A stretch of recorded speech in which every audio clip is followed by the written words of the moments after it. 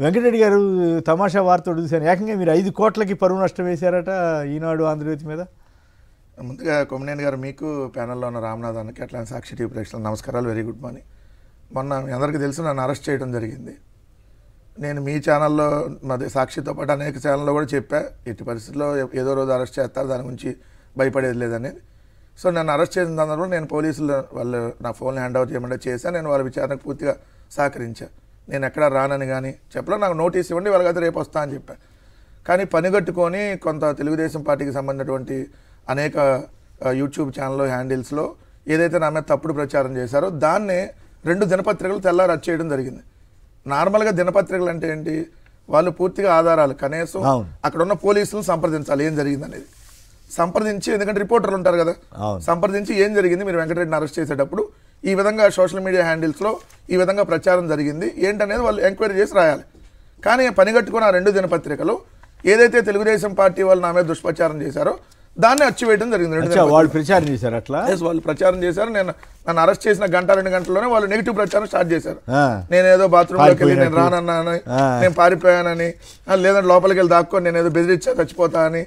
ఇంకొకళ్ళు వాళ్ళు పోలీసు వాళ్ళు ఏమన్నా అట్లా ఉన్న పోలీసు వారు ఏమన్నా ఎవరు చేయలేదు సార్, ఎందుకంటే పోలీసులు నాతో పాటే ఉన్నారు కదా నన్ను తీసుకెళ్ళేటప్పుడు. ఇంటి దగ్గర కూడా మీతోటే ఉన్నారు, ఇంటి దగ్గర నాతో పాటే ఉన్నారు. 2 సీసీ వాళ్ళు ఎట్లా రాశారు అది కావాలని సార్, అంటే కావాలని నన్ను డిగ్రేడ్ చేయడం, అంటే నేను గట్టిగా మాట్లాడతాను కాబట్టి డిమోరలైజ్ చేయడానికి రాశారు. దాన్ని పత్రికలు రాయడం తప్పు కదా. అబద్ధాలంటే ఇప్పుడు ఉదాహరణకి మీరు ప్రస్తావన వచ్చింది కాబట్టి చెబుతున్నా, జైలు గది నుంచి జనం గుండెల్లోకి చంద్రబాబు గారు వెళ్ళినప్పుడు జైలు నుంచి విడుదలైన తర్వాత ఇప్పుడేమో ఏమని రాస్తున్నారు చూడండి, ఎంత దారుణం అంటే జగన్ మార్కు బల ప్రదర్శన. మరి అదేమో బల ప్రదర్శన కింద రాదా? ఆరోగ్యం కూడా సరిలేదని కదా బెయిల్ ఇచ్చింది. రాజమండ్రి నుంచి విజయవాడ రావడానికి తెల్లారులు పట్టింది కదా, రూట్లు మార్చి మరీ వచ్చారు. రావాల్సినటువంటి హైవేలో రాకుండా మధ్యలో ఏది చాలా నియోజకవర్గాలు టచ్ అవ్వడం కోసం, అది కదా బల ప్రదర్శన అంటే. ఇప్పుడు జగన్ గారు ఏంటి ఇచ్చినటువంటి రూట్ కాకుండా వేరే రూట్లు వెళ్ళలేదు కదా. ఇప్పుడు బేగంపేట నుంచి నాంపల్లి కోర్టుకి ఏ రూట్ లో వెళ్ళాలో ఆ రూట్ లోనే వెళ్ళారు.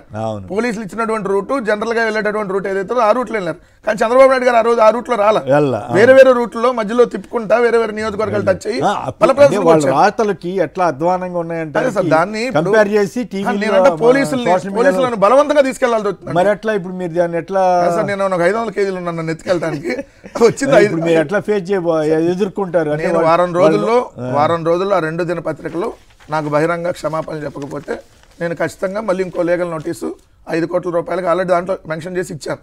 5 కోట్లకు 5 కోట్లు అండి, మరి చాలా ఎక్కువగా ఉంది కదా. కాదు సార్, ఇప్పుడు ఆ పత్రికల రేంజ్ పెద్ద రేంజ్ కదా సార్.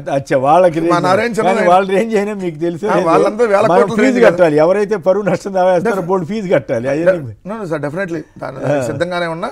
ఆ 2 దినపత్రికలు నా బహిరంగ క్షమాపణ చెప్పకపోతే ఖచ్చితంగా 5 కోట్ల రూపాయలకి ఆల్రెడీ దాంట్లో మెన్షన్ చేసి పంపించా. వారం రోజులు నాకు చెప్పాలి. ఈనాడు దినపత్రిక, నా ఆంధ్రజ్యోతి దినపత్రిక. ఒకడైతే నన్ను హార్పిక్ బాటిల్ అని రాశాడు ఆంధ్రజ్యోతి, ఖచ్చితంగా దాని మీద ఇంకా కూడా వెళ్తాను. పేపర్లో రాశారు సార్. నేను హార్పిక్ బాటిల్ తీసుకుని వాళ్ళు బెదిరించి నేను రానన్నాను. చిన్న అబద్ధం రాయాలంటే భయం వేసేది, ఇప్పుడు అసలు అడ్డుగోలుగా రాసేస్తున్నారు. పోలీసులు నేను అసలు తోసేశానని, వాళ్ళు నన్ను బలవంతంగా లాక్కెళ్లాల్సి వచ్చిందని, ఇన్ని రకాలు రాశారు ఈనాడు అయితే. సో 2 దినపత్రికల మీద వెళ్ళాను. ఖచ్చితంగా నా మీద ఎవరైతే మిగిలిన దుష్ప్రచారం చేశారో తెలుగుదేశం పార్టీకి సంబంధించిన యూట్యూబ్ ఛానల్స్, మెయిన్ ఛానల్స్, వాటి మీద కూడా ఇవ్వబోతా ఉన్నాను.